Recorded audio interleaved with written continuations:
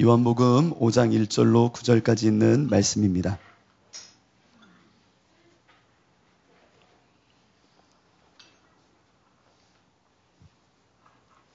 우리 찾으셨으면 저와 함께 교독하도록 하겠습니다. 그 후에 유대인의 명절이 되어 예수께서 예루살렘에 올라가시니라.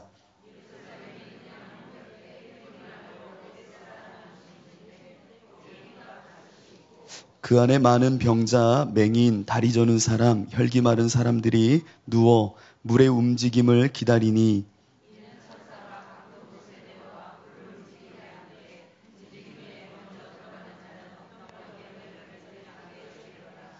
거기 38해 된 병자가 있더라.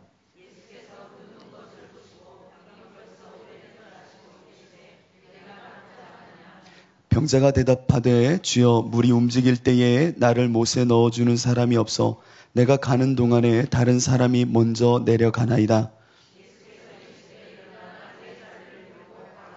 다 같이 그 사람이 곧 나아서 자리를 들고 걸어가니라. 이날은 안식일이니. 아멘. 오늘 여러분과 함께 지난주에 이어서 야곱의 절뚝거림의 또 한편의 이야기를 같이 나누려고 합니다. 오늘은 견인론에 대한 부분 중에서 우리의 하나님 앞에서 어떠한 자리에 설 것인가에 대한 몸짓을 함께 나누려고 합니다. 지난주에 야곱에 대해서 잠시 나눴었는데요. 야곱이라는 사람은 하나님을 만나서 이스라엘이라는 복을 얻게 됩니다. 이 복은 눈에 보이는 축복, 눈에 보이는 부와 명예가 아니었습니다. 그에게 보여진 유일한 복은 마치 저 사도 바울의 고백처럼 십자가의 흔적을 갖게 된 겁니다. 환도뼈를 치신 하나님으로 인해서 평생을 이제 절며 사는 인생이 된 것입니다. 야곱에게는 이것이 가장 큰 복입니다. 이 야곱이 이스라엘이 된 역사의 시발점은 어떻게 보면 하나님을 만나 이 환도뼈를 내리쳐 평생을 절뚝거리며 살아가는 인생, 그 인생이 정말 값진 인생이 된 것입니다. 우리 안에도 이런 십자가의 흔적이 있지 않습니까? 근데 이 십자가의 흔적을 갖고 있을 뿐만 아니라 우리의 인생은 이 십자가의 흔적 너머에 이 십자가로 살아가는 행함의 삶이 더 중요하다는 겁니다. 믿음의 완성을 향하여 우리는 이 절뚝거림의 믿음의 행함의 본 모습이 있어야 될 터인데 그 모습 가운데 오늘은 허탄한 신화를 버린다라는 부분을 갖고 함께 은혜를 나누려고 합니다. 제가 수련회를 마친 이후라 조금 목이 상해서 조금 듣기 불편하시더라도 많은 이해 부탁드립니다. 예루살렘 북쪽 성문 근처에 히브리 말로 베데스다라 하는 뜻을 갖지 베데스다라 하는 못이 있었습니다. 베데스다는 베이트라고 말하는 집과 헤세드라고 말하는 은혜를 합한 단어입니다. 이 두 단어를 합하면 무슨 뜻일까요? 은혜의 집. 네. 은혜의 집이라는 못이 있었죠. 그 은혜의 집이라고 하는 이 베데스다에는 예루살렘 북쪽에 있는 양의 문 옆에 있었다고 합니다. 양의 문 옆. 조그만한 이 문, 양의 문이라 일컬어진 이곳은 어떻게 보면 제사를 위해 희생제물로 갖고 다녔던 이 양이 출입하였던 문인지도 모르겠습니다. 그런데 어찌되었든 그 단어가 갖고 있는 뜻 한번 생각해 보십시오. 베데스다 못이라고 하는 은혜의 집 옆에 바로 이 양의 문. 양이란 것은 이 성경을 보면 대다수가 예수님을 상징합니다. 그래서 이 은혜의 집 옆에는 예수님의 어떻게 보면은 은혜로 상징되어지는 양의 문이 있었다는 겁니다. 근데 이 양의 문 옆에 베데스다, 은혜의 집이라고 하는 이곳에 많은 병자들이 5 행각에 모여서 물이 동하기를 기다리는 장면이 오늘 본문의 내용이기도 합니다. 이 베데스다라는 이 부대 상황을 한번 잘 생각해 봐야 됩니다. 베데스다, 다른 얘기를 하면 예수님, 양, 은혜, 전적인 하나님의 이 은혜만을 이야기하는 부대 상황 가운데 많은 병자들이 있어 물이 동하기를 기다리는 그 모습을 한번 상상해 보십시오. 은혜는 옆에 있는데, 은혜의 자리인데 저들의 모습은 스스로 병자임을 알면서도 스스로 안 못 보고 스스로 걸을 수도 없고 혹은 모든 뼈마디가 말라 비틀어지는 중풍병을 앓고 있는 자들이면서도 스스로의 힘을 다하여 스스로의 행함을 다하여 스스로의 어떤 존재 기반을 통하여서 자신의 조건을 다하여서 병을 낫고자 그 못에 뛰어가는 이 모습을 한번 생각해 보십시오. 이 모든 부대 상황이 언제 일어나고 있다고요? 안식일에 일어나고 있다는 겁니다. 이 부대 상황만 놓고 보더라도 우리는 은혜와 행함의 이 대조적인 이 본문의 상황을 보게 됩니다. 오늘은 그 본문의 이 상황 속에 특별히 은혜를 모르는 허탄한 신화, 구체적으로 종교적인 언어로 말하면 율법주의자의 면모를 우리는 각성하며 정말 야곱의 절뚝거림처럼 정말 진정한 믿음의 삶이란 것이 무엇인지를 조금 더 이 본문을 통하여 살펴보려고 합니다. 바라기는 오늘 이 말씀이 여러분에게 은혜가 되길 원하고 은혜를 망각한 채 내가 중심이 되어져서 내가 스스로 무슨 구원을 이루어 보려고 혹은 내 삶의 주인이 되어 어떠한 삶의 목적을 이루려고 살아가는 그 모든 것을 주님 앞에 못 박는 시간이 되기를 원합니다. 베데스다의 상황을, 이 부대 상황을 조금 낯설게 말하라고 한다면 세상을 향하여서는, 세상 사람들을 향하여서는 생명 없는 이 사회의 통념에 묶인 자들을 표현하고 있다 말할 수 있으며 우리 성도에게는 독처럼 퍼져 있는 정말 독이 스물스물 우리 믿음 가운데 퍼져 있어서 하나님이 주신 복음은 아닌데 요상한 허탄한 신화에 빠져 있는 성도들의 모습과 똑같은 부대 상황을 보여주고 있더라는 겁니다. 이것이 세상을 향한 말이라면 세상을 징계하고 세상을 이기신 예수 그리스도의 복음으로 제거하면 좋지만 우리 성도 안에는 독처럼 퍼져 있는 이 허탄함의 신화가 마치 복음인 듯, 마치 믿음인 듯 이것을 추종하며 살아갈 때에 우리의 인생이 얼마만큼 허비되어지고 값없고 십자가의 흔적은 있는 듯 하나 정말 하나님이 기대하시는 그 절뚝거림과 십자가를 진 진정한 모습이 얼마만큼 없는지를 우리는 두 눈으로 확인하는 시간이 되어야 됩니다. 베데스다에 몰려든 많은 병자들을 오늘 본문은 세 분류로 나눕니다. 한번 생각해 보세요. 그 당시에 많은 병자들이 모였다고 하는데 병자들을 정말 객관적으로 세 분류로만 나눌 수 있을까요? 아닙니다. 세 분류로 나누고 있다는 것은 이 요한복음 기자의 의도가 있는 겁니다. 의도. 수많은 병자를 어떻게 세 종류로 나누겠습니까? 그러나 오늘 베데스다 연못, 은혜의 집, 그 안에서 행함을 강조하고 자기 중심으로 믿음 있다 표현할 수 있는 저 율법주의자와 같은 면모를 표현하기 위해서 저는 이 세 가지 종류로 분류했다라고 읽혀집니다. 그래서 이 세 가지를 한번 보십시오.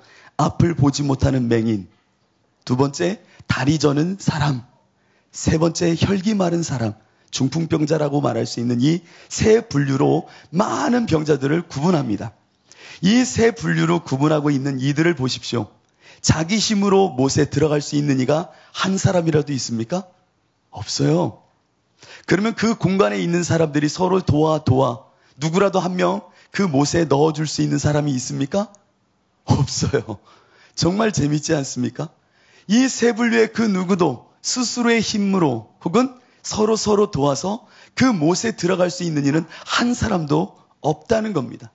그러나 그들이 언제 물이 동할지도 모르고 또한 정말 들어가서 나을지도 모르는 그 미묘한 상황 속에 멍하니 평생을 기다리며 그 가운데 살아가고 있더라는 겁니다. 어디에서요? 베데스다 못에서요. 은혜의 집에서요. 은혜의 집에서 내가 중심이 되어 혹은 사람이 서로 힘을 합하여 어떠한 구원을 이루려고 어떠한 자기 수양의 덕을 이루려고 하는 것처럼 어떠한 구원에 초점을 맞춘 듯 하나 이룰 수 없는 그 구원을 자기들의 힘으로 인간의 힘으로 무언가 한번 해보려고 하는 그 몸짓이 너무 대조적으로 보여지지 않습니까? 근데 이 모습은 오늘날 우리의 모습과 너무 똑같습니다. 우리 성도들의 모습이요 세상 사람들의 모습이기도 합니다. 앞을 보지 못하는 맹인, 절망의 어둠에서 빠져나오지 못하는 사람들, 정말 인생의 뜻과 방향을 상실한 이들, 다리 저는 사람들, 자존감이 결여되어 있고 끊임없이 세상의 풍파 속에 흔들리는 사람, 예수 때문에 흔들리는 게 아닙니다. 세상의 풍파와 그 이기적인 욕망 속에 얼마만큼 이들이 흔들리고 있습니까? 그 가운데 의지력은 부재하고 무엇 하나 나의 힘으로 살 수 없는 저들의 모습, 혈기 마른 사람들, 사지가 오그라들거나 마비된 이 사람들, 자존감은 결여되어 있고 힘은 있는 듯 하나 그 힘 또한 사실 겉으로 보이는 힘일 뿐 정말 이 본질에서 나오는 힘이 없는 이 인생들의 모습, 믿는 자나 믿지 않는 자나 다 유한한 그 힘을 갖고 있는 우리들의 모습을 보여주는 상황입니다. 이 은혜의 집에서 이미 십자가의 복음이 있는 이 땅에서 우리는 눈먼 자로 혹은 다리 저는 자로 또 하나는 혈기 마른 자의 모습으로 그냥 그렇게 살며 나를 의지하고 서로를 의지하며 무언가 구원을 이룰 수 있는 듯 살아가더라는 겁니다. 여러분, 이 모습이 얼마만큼 어리석어 보입니까? 염려한다 하여서 키를 한 자나 더 할 수 있는 인생들입니까? 아닙니다. 우리는 너무나도 힘이 없는 사람들입니다. 오늘 억지로 여러분들을 힘이 없다라고 말하려는 것이 아닙니다. 우리의 모습 그 자체가 정말 힘이 없는 겁니다. 제가 이렇게 얘기하면 별로 힘을 못 얻어요. 폴 틸리라는 신학자는 이렇게 이야기합니다. 꼭 이렇게 이야기해야 우리가 힘이 없어 보일까요? 폴 틸리라는 신학자는 그의 논문에서 다음과 같은 이야기를 했죠. 인생은 정말 4가지 한계 속에 살고 있지 않은가라고 이야기합니다. 꼭 이렇게 유력한 사람들, 힘 있는 사람이 말하여서 우리가 정말 힘이 없는 것이 아니라 그냥 본질 자체가 우리가 힘이 없는 거예요. 이런 사람들을 들지 않아도 그냥 인생 자체가 힘이 없음을 우리의 삶 속에 우리는 너무 많이 알고 있지 않습니까? 가리려 하려고 허울로 나를 덮더라도 우리 인생에 얼마나 힘이 없는지 여러분 잘 알지 않습니까? 첫째는 시간에 묶여서 우리는 힘이 없다라고 말합니다. 시간은요, 재생할 수가 없어요. 되돌릴 수가 없어요. 비가역의 영역입니다. 그때로 다시 돌아가자 뿅 하고 그때로 어떻게 돌아가서 무엇 하나 바꿀 수 없는 사람들 아닙니까? 그러니까 후회되는 거예요. 내가 내 자녀한테 그 말 하지 말걸. 내가 우리 부모님께 그 말 하지 말걸. 내가 그때 이것을 선택했어야 되는데 내가 정말 힘이 없지. 그때로 되돌릴 수만 있다면, 부모님이 살아계시는 그때로 내가 다시 돌아갈 수 있다면 정말 그 부모를 위해서 내가 무엇 하나 더 현명하게 판단하고 해드릴 수 있을 텐데 시간을 되돌릴 수 없는 게 우리들입니다. 뿐만 아닙니다. 둘째는 공간이라고 말합니다. 내가 공간이 넓어지면 자유할 것 같아요. 많은 땅을 소유하면 내 자유가 넓어질 것 같아요. 그러나 눈에 보이는 공간이 넓어진다고 인생이 자유한가? 아니에요. 여러분, 운동장에 있다고 자유하십니까? 자유의 문제는 공간의 문제가 아니라는 겁니다. 우리가 얼마만큼 자유합니까? 인생을 살면서 눈에 보이지 않는 그 수많은 족쇄들이 나를 올가미처럼 붙잡고 있지 않습니까? 정말 힘든 인생의 모습입니다. 세 번째로 또한 이런 얘기를 해요. 인과응보의 삶이 우리를 정말 틀어막는다. 유력함으로 나를 막는다라는 겁니다. 사람들은 상 받을 일보다 잘못하여 나를 책망한 일들이 더 많은 인생을 산다고 합니다. 잘한 일보다 못한 일이 너무 많다는 거죠. 마지막으로 죽는다는 겁니다. 이는 설명하지 않아도 모두가 압니다. 이 죽음 앞에서 인간은 다 연약합니다. 힘이 있다 말하여도 이 죽음은 우리에게 놓여져 있는 한계 상황이고 어떻게 보면 절대 진리입니다. 우리 모두는 죽습니다. 제가 웃으면서 얘기하니까 기분이 나쁘신가요? 우리 모두는 죽습니다. 정말 죽어요. 이 죽음이라는 것을 그 누가 부정하겠습니다. 이 땅을 살아가는 사람들은 단 한 명의 예외도 없이 이렇게 약합니다. 저는 자입니다. 앞을 볼 수 없는 자입니다. 혈기가 말라가고 있는 사람입니다. 이것을 인정하고 싶지 않더라도 우리의 인생은 이와 같이 살아갑니다. 이와 같은 삶 속에 사람들이 하는 행동이 하나 있습니다. 무엇인 줄 아세요? 이야기를 만들어냅니다. 이야기. 어떤 이야기? 통념이라는 것을 만들어냅니다. 통념. 살아감의 매뉴얼. 이 땅을 살아가는 우리 나름의 방법론. 바로 매뉴얼 하나를 만들어냅니다. 통념. 사회적 통념이라 하는 것들. 우리 사회의 통념들이 얼마나 많습니까? 그리고 이 통념대로 살면 잘 살 수 있어. 이 통념에 맞춰 내 인생을 맞추면 근사하게 살 수 있어. 라는 것이 얼마나 많습니까? 우리 대한민국 땅에 있는 통념들을 제가 한번 말씀드려 볼까요? 한국 사회는 학연과 지연을 떠나 살 수는 없어. 이게 통념입니다. 그래서 어떻게든 학연 지연이에요. 남자끼리 만나면 꼭 묻죠. 고향이 어디세요? 군대 어디 나왔어요? 학교는요? 그러면서 뭔가 모르게 건너서라도 공동체를 이루고 그 안에서 위안을 삼습니다. 통념뿐만 아닙니다. 우리 통념 속에 부모님들, 우리 마음속에 이런 통념 또 하나 있지 않습니까? 서울대 연구대 정도는 나와야 잘 살지. 아닙니까? 이 통념. 남자는 울면 안 돼. 남자아이는 로봇을 좋아해야 되고 여자아이는 인형을 좋아해야 돼. 이것도 사회적인 성의 통념입니다. 뿐만 아닙니다. 경제가 어려울수록 젊은이들이여 공무원을 노려라 라고 말합니다. 이것도 사회적 통념 아닙니까? 요즘. 뿐만 아닙니다. 아이를 낳으려면 남자아이를 낳아야 해. 농업시대의 전형적인 통념이었습니다. 군대를 갔다 와야 진짜 남자지. 이성에게 고백하려면 남자가 먼저 고백해야 돼. 무언가 모르게 우리 사회에는 통념이 많습니다. 통념. 이 통념을 확장하면 사회화요. 이 통념을 확장하면 시대의 조류요. 이 통념을 이즘화할 수도 있고 이데올로기화할 수도 있는 겁니다. 우리는 자본주의라는 통념 속에 살아가고 있는 겁니다. 이 사회 안에서, 이 놀이체 안에서 우리는 잘 살기를 기대하고 거기서 원하는 기준에 나는 적합하게 살려고 노력을 합니다. 왜? 나는 연약하기에 무언가 모르게 사회의 통념에 맞춰서 최선을 다하면 그 안에서 성공할 것 같거든요. 인생은 나도 모르게 믿음의 통념을 다 갖고 살아갑니다. 왜요? 유약하기 때문입니다. 요한복음 4장을 보면 참 재밌는 장면 하나가 나옵니다. 바로 앞장에 있는 장면이죠. 예수님께서 사마리아 여인과 나누었던 대화 중에 이런 장면 하나가 있습니다. 예수님이 이렇게 말하면 예수님이 노는 물이 다르고요. 사마리아 여인이 노는 물이 다릅니다. 왜? 다음 본문 한번 보십시오. 4장 35절을 한번 보실까요? 요한복음 4장 35절을 보면 이와 같이 본문은 말하죠. 너희는 넉 달이 지나야 추수할 때가 이르겠다 하지 아니하느냐? 그러나 나는 너에게 이르노니 너희 눈을 들어 밭을 보라. 희어져 추수하게 되었도다. 이거 정말 아이러니한 장면입니다. 그 당시에 사마리아 여인은 사회의 약자요. 어떻게 보면은 그 시대의 조류에서 밀려나 있는 정말 가난한 여인이요. 소외된 여인이었습니다. 근데 이 여인이 살아가는 통념의 문화 속에 예수님 말합니다. 저 밭을 보아라.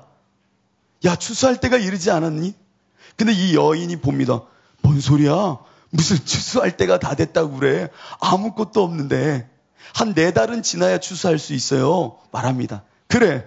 너희는 4달이 지나야 할 수 있다 말하지만 눈을 들어 저 밭을 보아라. 이미 추수할 때가 이르렀다. 아니, 한 공간, 한 시간 속에 있는데 어찌 이렇게 바라보는 게 다르지요? 예수님이 바라보는 그 눈과 이 여인이 바라보는 눈이 왜 다르죠? 살아가는 생명 안에 거하는 그 법이 다르기 때문입니다. 예수님이 속해 있는 공간과 이 여인이 속해 있는 질적 공간이 서로 다르더라는 겁니다. 이 이야기는 제 이야기가 아닙니다. 예수님께서 이런 말씀을 하십니다. 이 세대를 무엇으로 비유할까? 아이들이 장터에 앉아 제 동물을 불러 이르되 우리가 너희를 향하여 피리를 불어도 너희가 춤추지 않고 우리가 슬피 울어도 너희가 가슴을 치지 아니하였다 함과 같도다. 마태복음에 있는 말씀 아닙니까? 내가 너희를 향하여 피리를 불어도 너희는 춤추지 않는다는 겁니다. 내가 애곡하며 마치 장례 행렬을 하는 이 어린아이의 놀이를 하여도 누구 하나 나의 놀이에 와서 같이 울며 이 장례 행렬에 참여하는 자가 없다는 겁니다. 나의 복음의 소리에, 나의 생명의 소리에 너희는 나와 함께 놀 줄 모른다는 겁니다. 왜? 너와 나는 노는 물이 다른 겁니다. 우리 인생은 놀이입니다. 예수님의 비유가 정확합니다. 장터에 놀고 있는 그 아이들을 향하여 하듯 우리의 인생은 놀이 아닙니까? 제가 인생을 조금 살면서 그런 말을 한다고 뭐라 하지 마세요. 인생은 정말 놀이 아닙니까? 우리끼리 말한 구체적인 사회적 법률 체계, 그 내규 속에서 의사가 되려고 하면 이런 과정에서 이렇게 한 사람을 우리 의사로 하자. 법조계에 일하려면 이런 과정을 거친 사람을 법조계에 역할을 주자.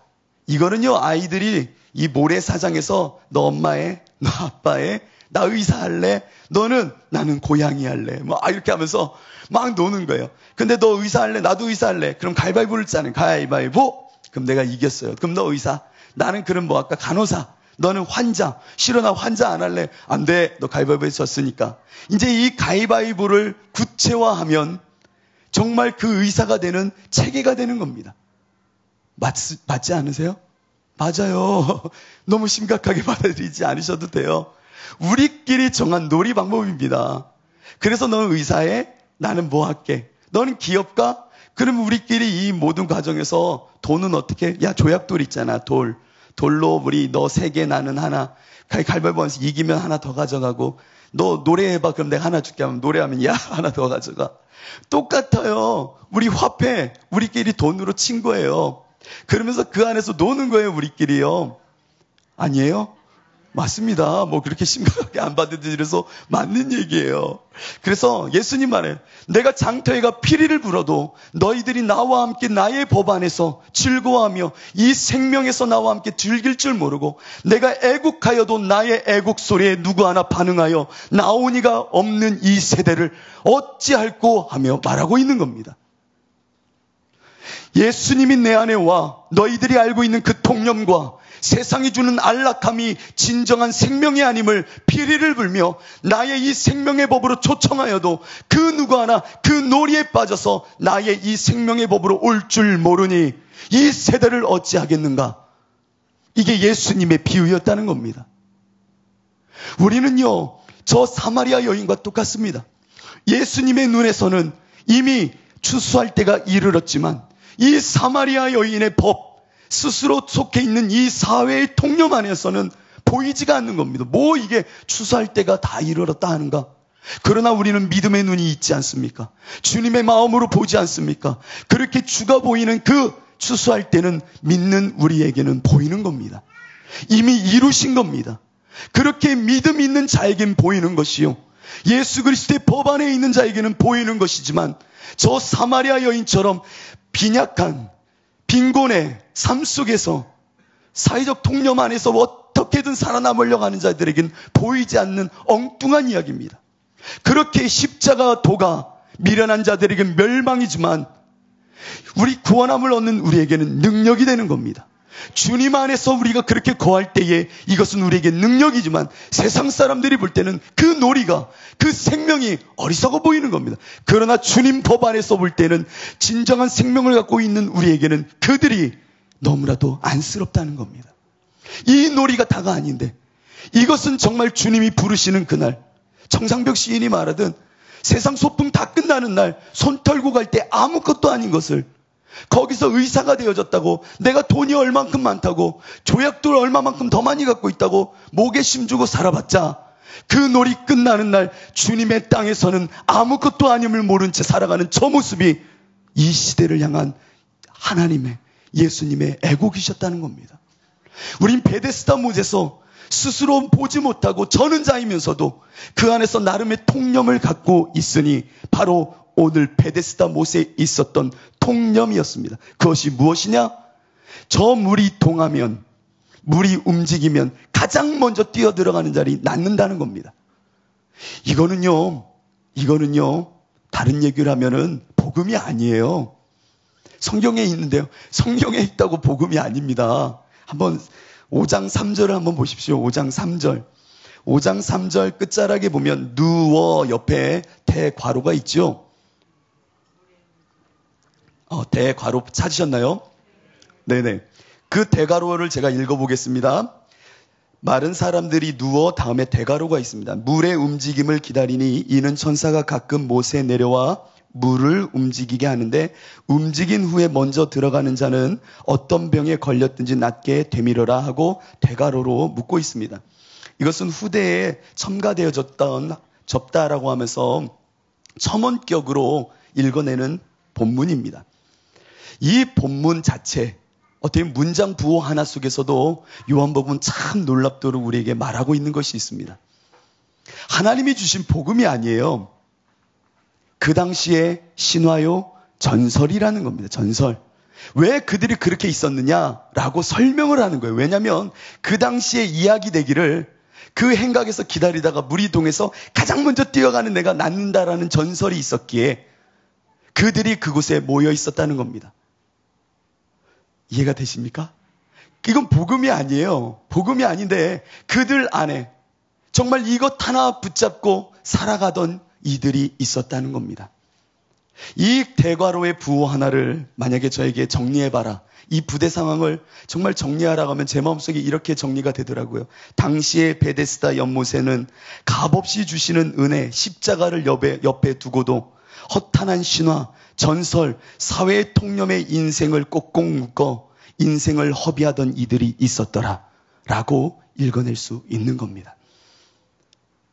바로 옆에 은혜가 있는데 허탄한 신화와 사회적인 통념이 내게 생명을 주는 줄 알고 그곳에서 1등 해야지, 1등 해야지, 이 놀이에서 내가 1등 해야지. 언제 물이 동하는지도 몰라요. 그러나 기다리는 겁니다. 내가 1등 할 거야. 이 사회적 통념 안에서 내가 어떻게든 돈을 얻기 위해서 1등을 할 거야. 우리 사회가 꼭 이렇지 않습니까? 1등을 해야 잘 살 수 있는 것처럼 말하고. 이 신념, 통념, 재밌는 것은요, 미스라는 단어는 통념이요, 다른 말로 하면 신화입니다. 미스. 이 미스라는 단어는 통념이고 이 통념이 종교 언어로 들어오면 신화가 되는 겁니다. 그런데 세상 이야기라면 괜찮아요. 세상 사람들이 이 허탄함에 빠져 삽니다 하면 좋은데 우리 믿는 자들에게 허탄한 신화가 있다는 겁니다.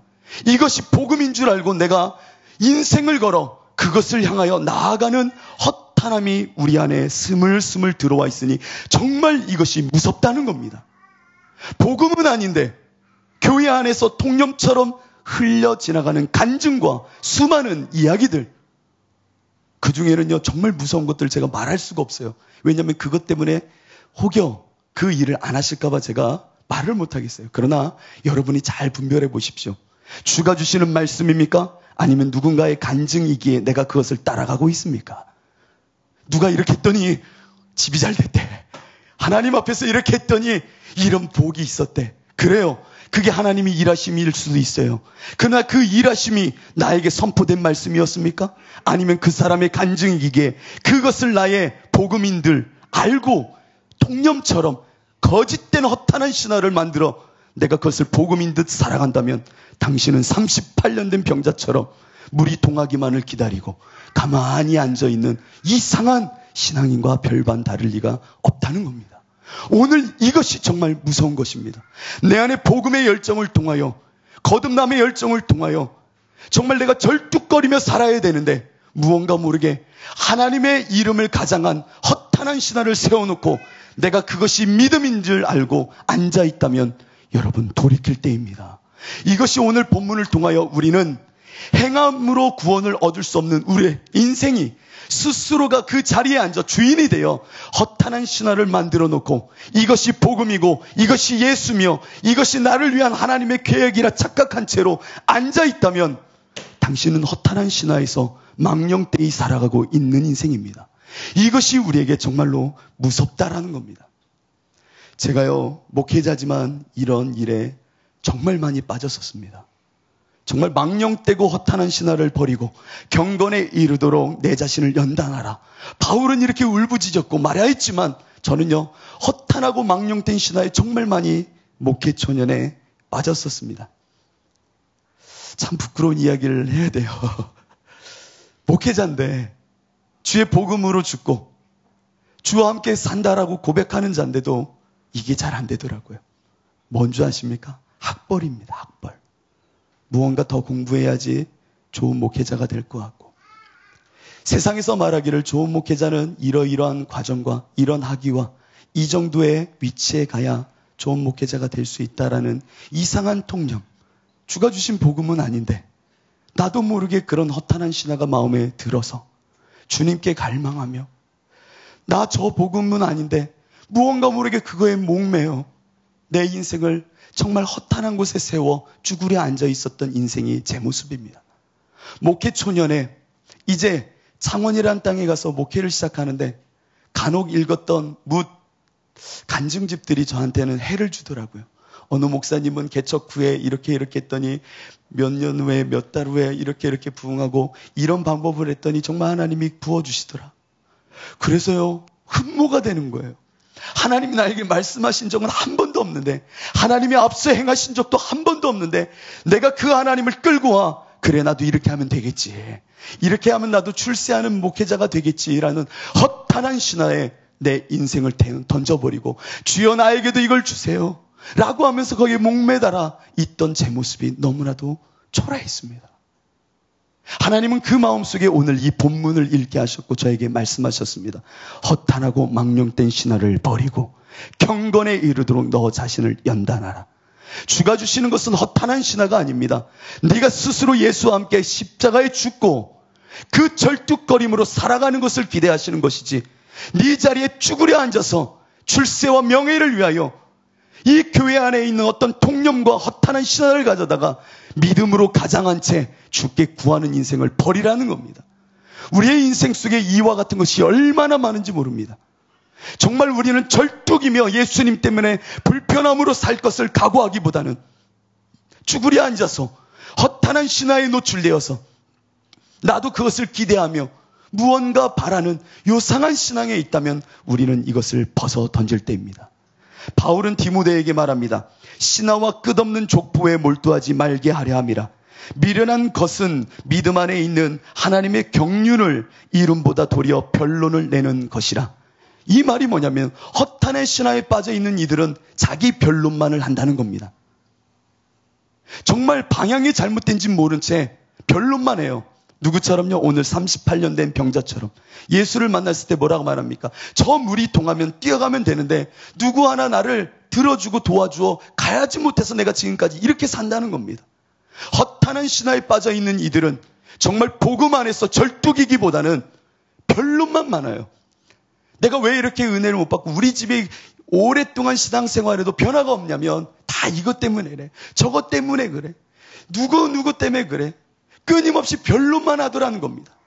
내가 하나님의 자리로 가고 절뚝이며 베델로 갈 생각은 안 하고 끊임없이 변론만 하기를 좋아한다는 겁니다. 여러분, 성령이 오늘 이 시간 깨닫게 하신다면 그 변론을 끌어내리십시오. 잘라야 됩니다. 그것은 변론이 아니에요. 하나님 앞에서 지금 말하고 있을 때가 아닙니다. 나의 자리를 고수한 채 십자가에서 예수를 만난 경험을 그냥 갖고 있은 채 변론만 하고 있다는 겁니다. 십자가를 지고 골고다에 올라갈 자들이 올라가지는 않고 변론만 하고 있다면 이 38년 된 병자처럼 저 사회적 통념, 허탄한 신화에 빠져서 멍하니 기복신앙처럼 하나님을 나의 종으로 삼고 예수를 믿는 것을 나의 종 삼아, 내 도구 삼아, 우상 삼아 끌고 달리려고 하는 이상한 신앙에 빠지고 있다는 겁니다. 이거는 우리가 경계해야 될 것입니다. 야곱을 향하여 하나님이 말씀하셨죠. 너는 저 우상을 버리고 마음을 정결케 하고 의복을 갖춰 입어라. 우리 안에 얼마만큼 여러분 나 중심주의의 이 우상을 버리고 있습니까? 하나님보다 내가 중심의 자리 꽉 차고 앉아서 내가 원하는 대로 허탄한 신화로 하나님이 이렇게 하고 이렇게 하길 기대하며 누군가의 간증을 들었기에 이렇게 하면 된다라는 이상한 통념 속에 신앙생활을 하고 있다면 빨리 그 허탄함을 버리십시오. 그것이 여러분의 인생을 좀먹는 겁니다.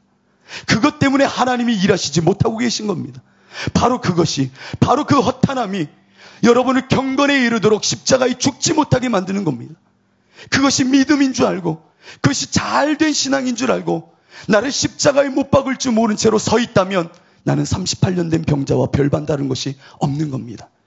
믿음은 있다 말하나 연단과 경건은 없는 자, 십자가의 흔적은 있다고 말하나 십자가로 절뚝거려 본 적은 한 번도 없는 자, 믿음은 있다고 말하나 믿음을 지키고자 내 삶 속에 치열하게 그 성령의 소욕을 따르기에 육체의 소욕을 거슬러 눈물로 주님께 매달려 본 적은 없던 자, 우리는 이 허탄한 신화에서 벗어날 때입니다.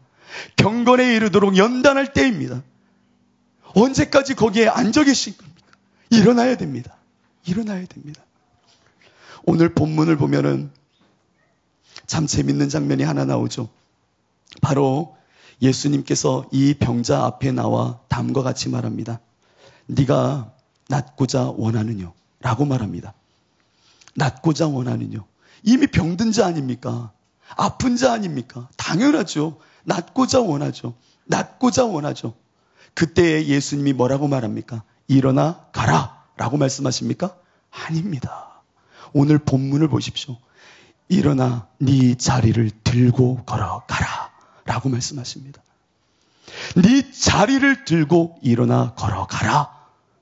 네가 지금껏 앉아 있었고 네가 지금껏 주인되어 이와 같은 신앙, 이와 같은 것, 이것이 내 인생을 좌지우지하고 하는 그 통념 속에서 한 번도 일어나 본 적 없고 그 자리에서 38년 동안 내 삶의 모든 자리라 울타리 쳐놨던 그 자리를 들고 가라는 겁니다. 어디로?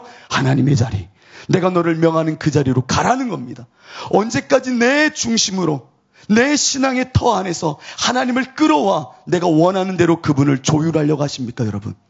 이미 내가 예수와 함께 죽었다면 이제 예수님의 은혜 속에 임금과 구주 되시는 것은 오직 예수입니다. 내 권자엔 오직 예수가 그리스도로 있어야 되는 겁니다. 그 예수가 아닌 내가 중심에 그 자리를 들고 있는 나를 향하여 오늘 예수님 말씀하십니다. 네 자리를 들고 일어나 가라. 어디로 갈 겁니까? 하나님이 명하는 자리, 말하시는 자리, 그 베델의 자리로 가라는 겁니다.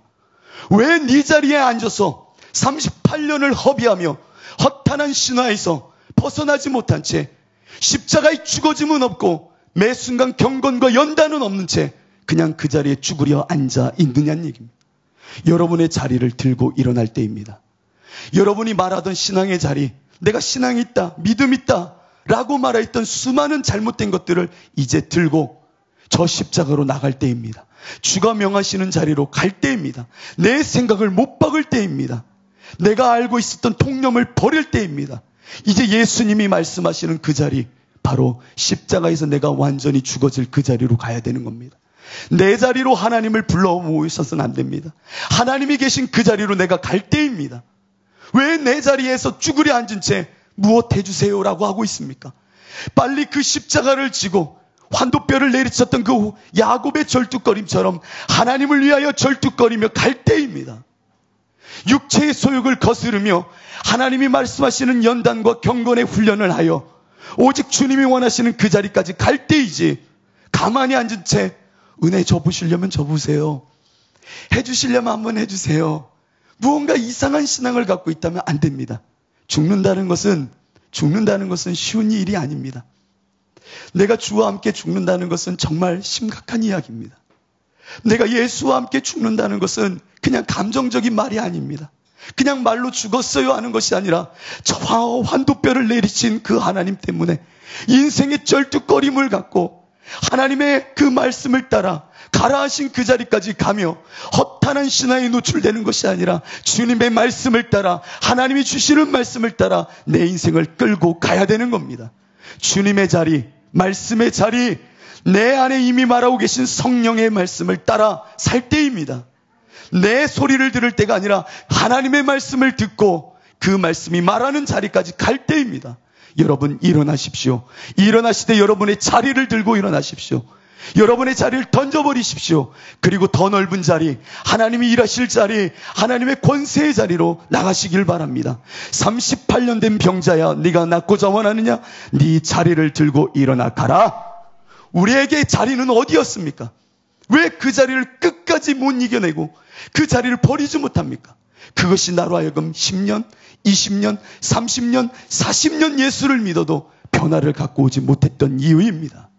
성령이 말하신다면 오늘 이 시간 생각나게 하신 그것을 버리십시오.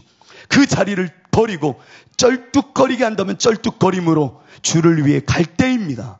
그 자리에 앉아있지 마십시오. 주님 때문에 이젠 갈 때라는 겁니다. 하나님의 말씀 속에 이런 말씀이 있죠. 하나님의 경륜을 이루기 위함이라. 하나님의 경륜을 이루기 위함이라. 사도 바울은요, 하나님의 경륜 속에 자신의 인생을 내어 맡기길 원하였습니다. 하나님의 일하심 속에 내 인생을 맡기길 원했다는 겁니다. 하나님의 경륜을 위함이라.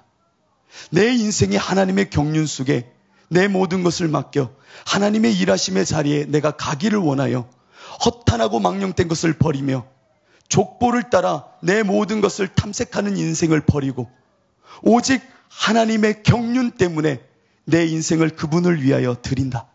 하나님이 나를 위하여 계획하시고 일하실 그 자리까지 나는 간다.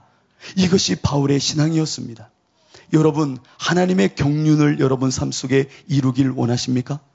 하나님의 일하심을 맛보며 그 경륜을 온전히 이루길 원하십니까? 그러면 그 자리를 들고 일어날 때입니다. 일어날 때입니다. 저는요, 이렇게 설교를 하지만 참 부끄러운 경험이 많은 사람입니다.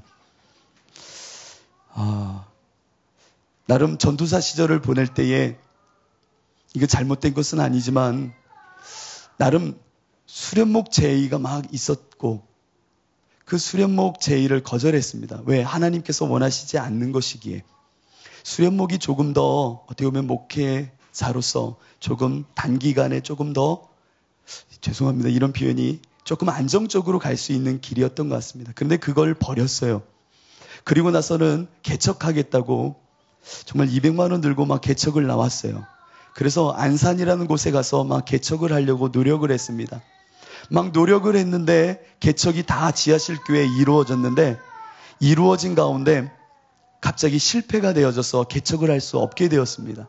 아무것도 할 수 없고 의지할 것도 없는 그 가운데 안산에 있는 한 목사님이 저를 데리고 가셨습니다. 내가 너 오피스텔 줄 테니까 개척 나갈 수 있을 때까지 여기서 준비하고 기도해. 얼마나 감사한지요. 그리고 나선 거기서 참 기도하면서 개척을 준비했습니다. 개척을 준비하는데 개척 자리가 올까요? 안 올까요? 안 오더라고요. 기다려도 안 와요. 그 마음이 막 답답해지는 겁니다. 한 달, 두 달, 세 달. 비록 누군가 나에게 먹을 것을 주고 안정적인 그 삶의 공간은 주었지만 내 마음속에 정말 하나님이 이렇게 일하시는 건가라는 의심이 되기 시작했습니다. 하나님의 경륜? 나를 연단하시고 이 절뚝거리는 인생이 하나님이 일하심을 보는 것이다? 말은 그렇게 했지만 잘 안 되더라고요. 힘들더라고요. 그렇게 시간이 지나는 어느 날 하나님께서는 저에게 재밌는 시간을 통과하게 하셨습니다. 갑자기 어느 날 저녁에 마음이 무거웠던 그날 밤에 잠을 잘 수가 없는 겁니다. 잠을 잘 수 없는 그 가운데 정말 저는 가위에 밤새 눌렸습니다. 가위에 눌렸는데 말론 가위지만 뭐 악한 것들, 음란한 것들, 뭐 무서운 영들이 저한테 와서 막 밤새 공격을 하는 겁니다. 이런 경험이 처음이었어요. 밤새 잠을 못 자겠어요. 무서웠어요. 목회자인데 무섭더라고요. 왜 이런 고난이 있지? 정말 밤을 샜어요. 그리고 나서 다음날 말씀을 읽었어요. 왜냐하면 무서우니까 막 말씀을 읽었는데 하나님이 저에게 주시는 말씀이 너를 사무엘처럼 내가 부르고 있다라는 음성을 주시는 겁니다. 사무엘? 정말로요? 그리고 그날 밤이 됐는데 정말 둘째 날 밤도 잠이 안 오는 겁니다. 밤새 하나님이 나를 부르신다고요? 그래서 기다리고 있었습니다. 둘째 날 밤도 기다리고 있는데 우울과 어떻게 보면 우울과 조울과 같은 이상한 느낌이 막 웃겼다가 울었다가 막 이상한 마음이 막 제 안에 막 드는 겁니다. 그래서 전 그랬어요. 이러다 미치는가 보다. 이 오피스텔이 복층인데 가위에 눌리나 보다. 이게 하나님의 경륜이 아니라 하나님의 일하심을 보이는 것이 아니라 그냥 이렇게 있다가 나 잘못되나 보다. 막 생각이 드는 겁니다. 그러면서 하나님이 나를 부르시는 게 아니라 이건 내가 마귀의 시험을 당하나 보다. 내가 심리학해서 이런가 보다 막 의심을 하는 겁니다. 그날 밤도 꼬박 울었다가 웃었다가 울었다가 웃었다 막 심각하게 다음날을 보내버렸습니다. 눈이요 충혈될 대로 충혈되고요. 완전히 몰골은 말이 아니에요. 그렇게 하고 나서 저를 먹이셨던 그 목사님을 이렇게 뵀더니 무슨 일이 있냐요. 왜 얼굴이 그러냐요. 그래서 차마 말을 못하겠어요. 그리고 나서는요 마지막 날이 아니죠. 셋째 날 밤이 딱 됐는데 제 마음에 오기가 생기는 겁니다. 정말 이것이 하나님이 주시는 부르심인가?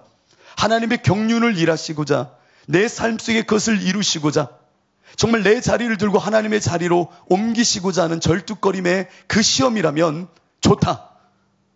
죄송합니다. 이거 말해도 되나요? 소주 한 병을 샀습니다. 제 술을 못 먹는데 소주 한 병을 샀어요. 네, 양해하시고 소주 한 병을 다 마시면 오늘 밤에 푹 잘 수 있을 것 같은 거예요. 이걸 다 마시면. 그렇지 않아요? 네, 마셔본 분들 그렇죠? 아니라고. 그거 먹고는 안 쓰러진다고요? 한 병 갖고는. 근데 저는요, 그럴 것 같은 거예요. 이러면 안 되는데 하나님을 시험하고 있는 거예요. 제 마음속에. 이게 정말 하나님의 일하심인가? 정말 의심이 되니까. 너무 힘들었어요. 여러분, 밤새 울었다 웃었다 해보세요. 혼자서. 깜깜한데요. 이거 이상한 겁니다. 가위에 눌리는 것도 한두 번이 밤새 눌려보세요. 이건 무서운 겁니다. 그래서 셋째 날 이건 하나님의 부르심인지 테스트하려고 제 소주 한 병을 거짓말 하나 안 보태고 1분 만에 다 마셨습니다. 와, 그렇게 마셨더니 갑자기 얼굴이 붉어지면서 막 세상이 막 도는 거예요. 그래서 제가 오피스텔에서 막 기어다녔어요. 와, 그러면서 제 복층으로 막 올라갔어요. 그리고 나서는 12시가 되었길래 딱 누웠는데 정말 이 천장이 막 도는 거예요. 아, 술 먹으니까 이렇게 막 도는구나. 할렐루야다. 할렐루야. 할렐루야. 이러고 나는 오늘 밤 잔다. 그 눈을 딱 감았어요. 그런데요, 정신이 말똥말똥해지는 겁니다. 말똥말똥. 세상은 도는데 정신은 말똥말똥하며 주님의 음성이 계속 들리는 것 같아요. 너 왜 술 먹었니? 왜 술 먹었니? 하는 것 같아요. 밤새 3일 밤을 그렇게 꼬박 세웠습니다. 여러분, 이건 잠 못 자본 분은 아시잖아요. 3일 밤을 세우고 딱 났는데 아침이 딱 되었습니다. 그리고 나서는 전화가 오는 겁니다. 전화. 그래서 전화를 딱 받았어요. 여보세요? 그랬더니 나는 의정부라는 곳에서 목회하는 어느 목사입니다. 제가 이번에 이러한 일로 교회를 사임하고 떠나는데 이봉규 전도사를 우리 후임으로 모시려고 합니다. 라는 전화가 온 겁니다. 어디선가 막 간증해서 들어본 것 같지 않습니까? 3일 밤을 이렇게 지냈더니 정말 하나님께서 일하심을 보이는구나. 저는 할렐루야를 외쳤어요. 할렐루야. 정말 하나님이 이렇게 일하시는구나. 그래서 제가 그랬어요. 감사합니다. 근데 저를 어떻게 하셨어요? 그랬더니 그건 묻지 말래요. 어디선가 간증해서 들어본 것 같은 거예요. 이거는 정말 하나님이 응답한 거예요. 왜냐하면 어느 목사님인가 누군가도 이렇게 3일 밤 고생하고 났는데 알 수도 없는 전화가 왔고 그게 목회지였다라는 얘기를 어디선가 들어본 것 같고 정말 근사한 이야기 딱 아닙니까? 어디 가서 간증을 해도 기가 막힐 간증이 딱 되는 거예요. 그래서 제가 그랬죠. 속으로는 이 간증이 다 생각나는 거예요. 그러면서 속으로 할렐루야 감사합니다. 그랬더니 그분이 그런 거예요. 우리 교회는 이렇게 교인도 있고요. 차도 있고요. 사택도 나름 있습니다. 너무 감사한 거예요. 하나님이 이렇게 3일 동안 잠 못 자게 하고 그래도 당신의 경륜을 일으키시는구나. 일하시는구나. 이 생각을 한 것이 간증 때문에 이 생각이 나는 겁니다. 누군가의 간증. 이 정도면 좋은 간증 하나 만들었다. 이 생각이 제 안에 확 일어났지만 저는 그거 눌렀습니다. 아니야, 이건 간증이야. 그리고 나서는 아침 시간에 감사의 기도를 드리고 밥을 먹는데 하나님이 자꾸 물으시는 겁니다. 누가 준 마음이니? 하나님의 일하심을 보았니? 누가 너에게 그걸 주었니? 끊임없이 그 생각이 드는 겁니다. 그래서 나의 자리를 들고 정말 들고 싶지 않았어요. 그 자리를 왜 들고 싶습니까? 목회를 그렇게 기다렸는데 들고 싶지가 않았어요. 그래서 무시했어요. 근데 오후 시간이 됐는데 계속 그 마음이 드는 겁니다. 그것까지도 내려놓을 수 있니? 이것까지도 내려놓을 수 있니? 봉규야, 너 정말 이것까지도 내려놓을 수 있니? 이 간증이라 생각하는 그것도 내려놓을 수 있니? 나의 자리로 올 수 있니? 이것을 물으시는데 너무 눈물이 나더라고요. 이 정도면 간증 괜찮아요. 하나님 말하고 싶었던 거예요. 이 정도면 간증 훌륭한 겁니다. 목회 나가는 사람한테 이 정도 간증이면 훌륭하죠. 정말 저는 잔머리의 대마왕인 것 같아요. 그랬더니 하나님이 그것까지 놓을 수 있니? 라고 말하는데 정말 이 자리를 들고 던져버렸습니다. 저 이것도 내려놓을게요. 하나님이 내 앞에 보이시는 것, 정말 주가 부르시는 그 자리까지 가겠습니다. 하고는 전화를 걸어 저녁 시간에 다시 그 목사님한테 전화를 했습니다. 목사님, 없던 일로 하겠습니다. 그때 그 목사님 왜 이거를 거절하냐는 거예요. 다른 건 말할 수 없지만 하나님이 아니래요. 그랬더니 너만 목회하니? 라고 하는 겁니다. 오라면 와. 그래서 제가 죄송합니다. 저도 가고 싶은데 하나님이 아니래요. 그랬더니 그분이 이상한 얘기를 막 하셨어요. 그리고 딱 끊을 수 있는데 제 마음에 눈물이 나는 겁니다. 하나님, 이것까지도 내려놨습니다. 근데 제 마음속에 무슨 생각이 드는 줄 알아요? 이것까지 내려놨으니까 또 주시겠지. 이제 바로 다음날 이것까지 내려놨. 이 생각이 또 드는 겁니다. 그래서 저는 그 생각까지도 못 박는 겁니다. 하나님, 끝까지 하나님만 봅니다. 하나님의 자리까지 나는 갑니다. 이 이후에 어떤 간증이 내 인생을 좌지우지하는 것이 아니라 내가 볼 바는 하나님의 일하심이요 그것을 따라 끝까지 가겠습니다 하고 그것도 내려놨습니다. 그리고 저는 그 이후에 몇 달이 지나서야 정말 창원으로 내려가게 됐습니다. 이 모든 과정을 벌임에 있어서 오늘 이 말씀은 저에게 생명이었습니다. 허탄하고 망령된 신화를 버리라. 내가 너 앞에 일하는 이 경륜이 아닌 것을 끝까지 내려놓길 원하시는 겁니다. 하나님의 일하심을 본다는 것은 정말 내 생각을 끝까지 못 박는 겁니다.